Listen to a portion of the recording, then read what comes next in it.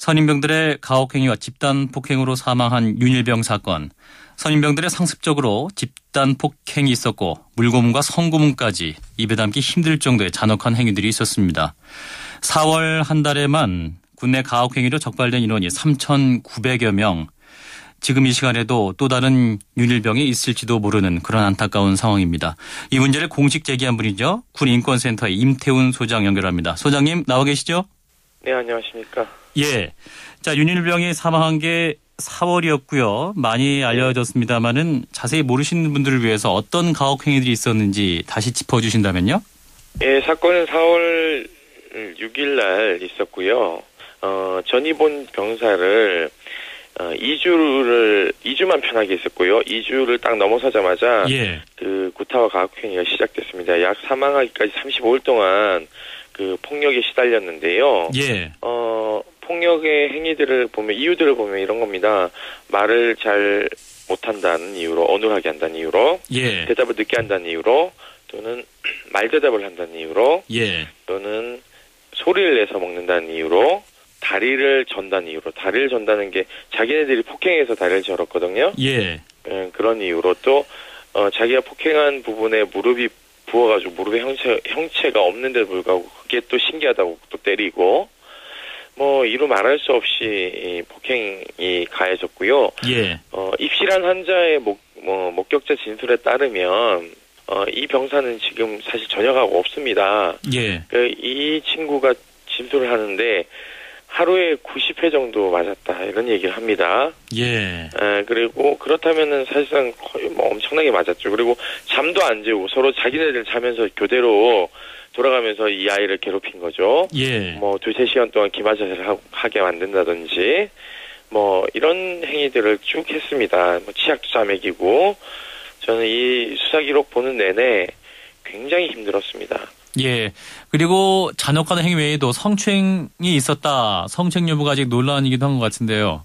뭐 논란 아니고요. 성추행 정확하게 맞습니다. 예. 논란이라고 얘기하는 것은 국방부가 예. 소염제를 가해자들이 발라주지 않고 피해자가 스스로 바르게끔 했다는 것입니다. 예. 그럼 전자는 성추행이고 후자는 성추행이 아닙니까? 보는 앞에서 그렇게 했으면 전자도 성추행이고 후자도 성추행이죠. 예. 그러니까 국방부의 성인지적 마인드가요. 예. 거의 이 정도입니다. 예, 그렇다면 이 말씀하신 내용 외에 어눌하다, 대답이 늦다, 걷는 게 이상하다, 뭐 이런 요인 외에도 아직까지 네. 그 밝혀진 구타 이유가 없나요?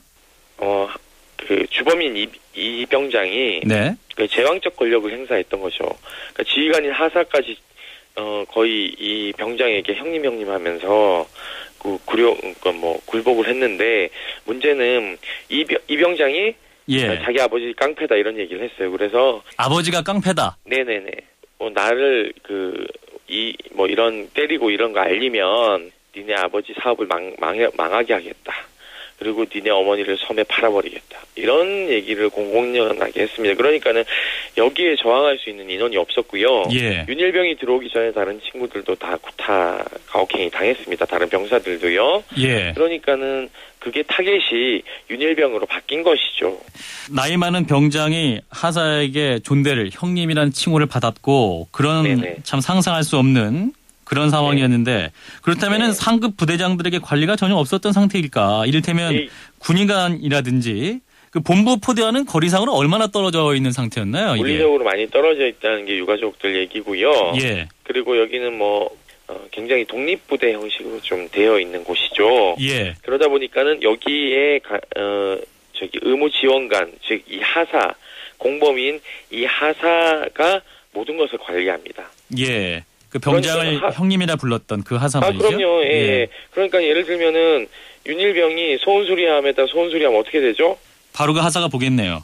네. 그러면은 더 지옥이 되는 거죠. 그리고 24시간 감시하면서 괴롭혔다 그랬잖아요. 예. 그러니까 어디에다가 뭘 어떻게 얘기할 수 없는 겁니다.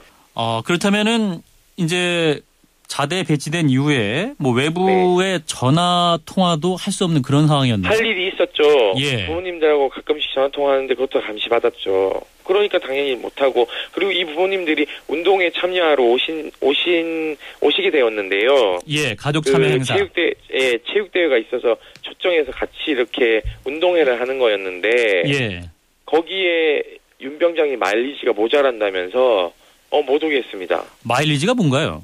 모르겠어요. 뭔지요. 마일리지가 무슨 뭐 비행기 타는 것도 아닌데, 예. 이유들을 막 그렇게 만들어서, 못 오게, 허위로 못 오게 한 거죠. 그래서 어머니가 막 펑펑 우셨어요. 이틀 전에 오셔가지고 내가 미친 척하고 갈걸. 예. 갔으면은 아들 멍보고 문제 제기했을 텐데, 어머님 그게 또 안타까운 거예요. 본인이 잘못한가 싶어서. 근데 그게 아니거든요. 그렇다면 가족들은 아들이 사망하기 전까지 이러한 가혹행위가 있었다는 사실을 전혀 몰랐던 그런 상황이었군요. 몰랐죠. 예, 그리고 그 상황에서 전 윤일병이 눈 감을 때 참 슬펐을 거라고 생각해요. 예. 어머니 아버지 얼굴을 못 봤잖아요. 입대하고 나서 예. 아마 훈련소에서 이제 훈련 끝나고 나왔을 때 네. 얼굴 한번 보고는 못 본 거죠. 그러니까 얼굴 한번 못 보고 죽은 것이죠. 그리고 어머니 아버지 입장에서는 의식이 없는 상태에서 가서 확인을 했으니까 예. 지금 두고두고 한이죠. 예. 그러니까 작년 12월에 입대하는 것이 마지막 아들의 모습이었군요.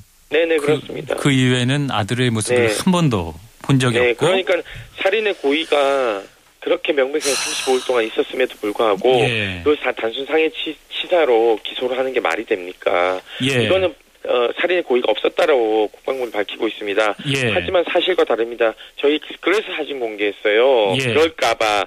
그럼에도 불구하고 그 사진이 공개됐음에도 불구하고 그렇게 거짓말하고 있어. 배도 때리고 가슴도 때리고요. 예. 얼굴도 때렸습니다. 예. 다 급소죠. 예, 잘못된 이야기고요. 그리고 이게 상해치사로 하면 기본이 3년에서 5년입니다. 예, 형이 짧군요. 가중해봤자 4년에서 7년이고요. 예. 거기에 특별양형인자로 해서 더 가중처벌해도 10년 6개월입니다. 예. 살인죄로 지금 양형 기준을 바꾸게 되면요.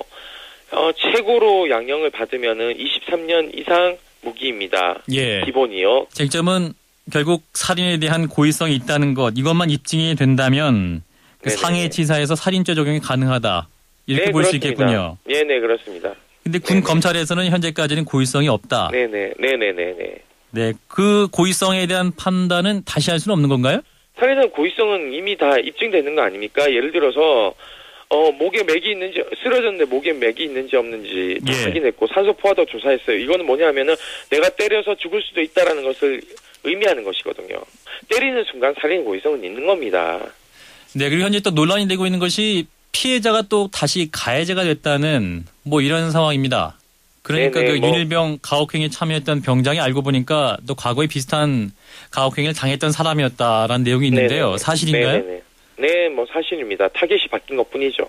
네, 그렇다면 이러한 폭행이 어떤 계속 대물림되고 뭐랄까요, 군내에서 관행화되고 있었다는 사실인데요. 그렇다면 그동안에도 군 내부의 관리들이, 간부들이 전혀 인지 못했던 그런 상황인가 봐요. 네, 지금 이게 구타가혹행위가 병들 세계에서 일어나는 거기 때문에 간부는 예. 잘 모릅니다. 왜냐하면 병들이 간부 앞에서 이중적인 태도를 보이기 때문에 잘 드러나지 않죠. 한민구 국방부 장관이 이번 사건에 대해서 수치스럽고 안타까운 일이다 이렇게 밝히면서 군 수뇌부가 책임질 가능성도 있을 것 같은데요.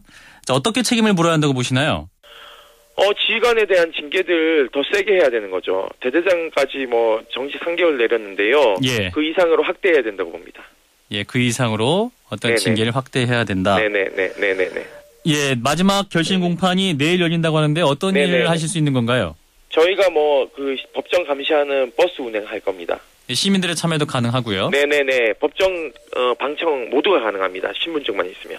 네, 계속되는 이러한 군내 가혹행위 뭐랄까요? 좀 근본적인 해결책이 필요할 것 같다는 생각을 해봅니다. 여기까지 듣죠. 고맙습니다. 네, 감사합니다.